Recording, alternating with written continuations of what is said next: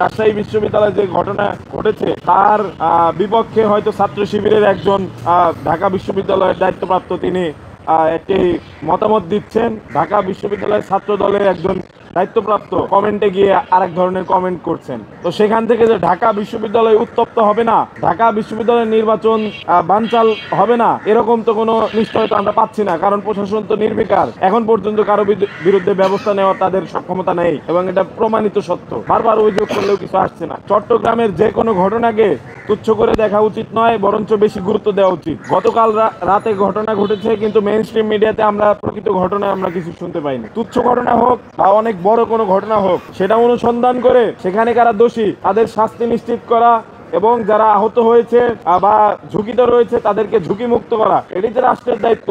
রাষ্ট্র তো সেখানে ব্যর্থ হয়েছে। বিশ্ববিদ্যালয়ের যে ঐক্য সেটি বিনষ্ট যদি হয়, তাহলে ফ্যাসিবাদের যারা দোষর, আমরা দেখেছি ছাত্রলীগ, তারা কিন্তু মিছিল দিয়েছে অলরেডি। তো সেই জায়গা থেকে আমাদের কাছে মনে হচ্ছে এখানে আসলে খুব বাজে একটি ইঙ্গিত রয়েছে আমাদের সাধারণ শিক্ষার্থীদের জন্য এবং ঢাকা বিশ্ববিদ্যালয় সহ প্রত্যেক বিশ্ববিদ্যালয় শিক্ষার্থীদের এখন অনেক বেশি সচেতন থাকা প্রয়োজন।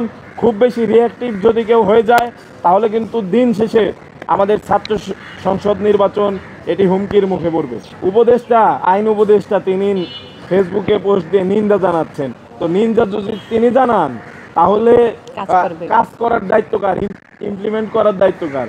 আসলে এই সরকারে আসলে যারা উপদেষ্টা হিসেবে গেছেন, তারা কোন কোটায় কিভাবে গিয়েছেন আমরা তো জানি না। তাদের যে যোগ্যতা, পলিটিক্যাল নলেজ, সেটা অনেক কম। তাদের বিগত সময়ের কথাবার্তা কিংবা তাদের কাজে আমরা তার প্রমাণ পেয়েছি। সেই জায়গা থেকে আমাদের কাছে মনে হচ্ছে সারা বাংলাদেশে জুলাইয়ের যে মূল স্তম্ভগুলো অর্থাৎ ক্যাম্পাসগুলো, সেখানে কিন্তু এর বাজে প্রভাব পড়ছে এবং বারবার যখন বাংলাদেশ আক্রান্ত হচ্ছে বিভিন্ন বাইরের শক্তি বা ভেতরের এজেন্সিগুলোর দ্বারা, তখন ছাত্ররাই প্রতিক্রিয়া দিচ্ছে। প্রত্যেকটি ক্যাম্পাসে যারা এই ঘটনাগুলো ঘটছে তার কিন্তু প্রভাব পড়ছে, ছাত্ররা রিয়াক্ট করছে।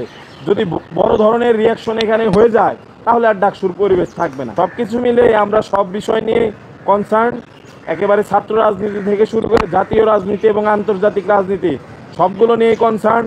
আমরা চাই অতি দ্রুত সময়ের মধ্যে, যে নির্ধারিত সময় দেওয়া হয়েছে, একদম নিরপেক্ষভাবে ডাকসু, রাকসু, চাকসু, জাকসু সহ সকল ছাত্র সংসদ নির্বাচন হোক।